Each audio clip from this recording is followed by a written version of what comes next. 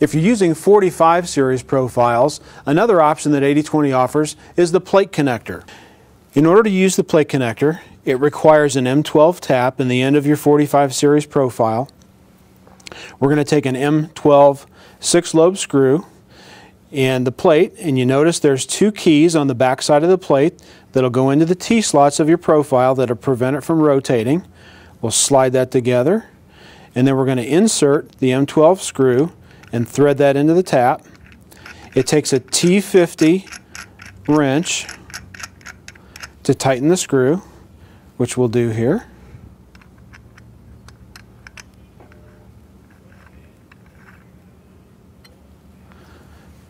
Once that's together,